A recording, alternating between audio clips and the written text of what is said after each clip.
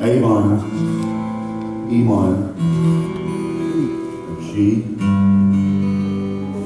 And with these 4 chords, I wrote a little song, a kid's song really. It was called Lucky Man. And thank you. And I never really wrote it down, you know. I just remembered it.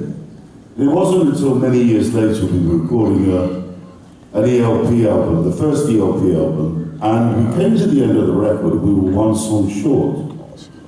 And everybody looked around the studio. We only had 1 day left to record. And everybody looked around the studio, you know, with vacant look, said, "Have you got any more material?"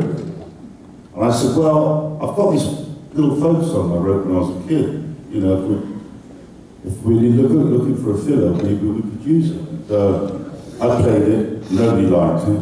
And so it goes. And so Keith said, "Well, why don't you record it? I'm off down the pub." So he went down the pub and I made the record basically on my own. Well, with Carl actually. Carl and I played the original tape, which sounded dreadful, just drums and acoustic guitar. And then I put bass on and some more guitars, and I played the lead solo on it, and then did the block harmonies, big harmonies. By the time I finished, it sounded pretty good. It sounded like a real, you know, record. And Keith came back in and said, he was shocked. You know, he said, "Wow." And he said, I'd better play on that.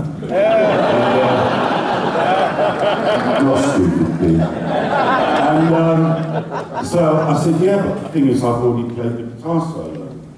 So he said, "Well, can I play on the end?" So I said, "Yeah, all right, then play on the end." So he said, "I've just had this Moog synthesizer delivered out there, and I've never used it, never had a chance to use it to play it." But he said, "You never know, we might find something." So he went out into the studio and he started messing around with the thing. And there's an effect on it called portamento. And what that is you play a low note, you know, and then you play a high note, and it slides up to it. Boom. That's portamento. And he said, "Just run the track, and I'll rehearse to see how long it takes from one note to go to the other." And I always have this rule when I'm producing a record that I always record people experimenting, because you just never know. Sometimes you capture something very special, and so it was this time. That very first take was the one that's on the record. Wow! And when we finished the run through, I turned to the engineer and he offered, and I said, was it me, or did that sound good?" And he said, "No, I think it did sound good." And I said to Keith, "I think you better come in and listen to it." And Keith said, no, I've figured it out now, I can do it properly." And I said, no, the problem was that we only had, I can't remember, it was 8 or 16 tracks, but that was the last track. And so if he'd have done another one, we'd have had to have lost that one. And so I fought to keep it, and in the end he came in and listened to it, and the rest is history.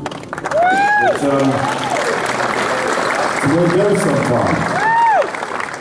Anyway, look, I'll do it for you tonight. Here it is, Lucky Man.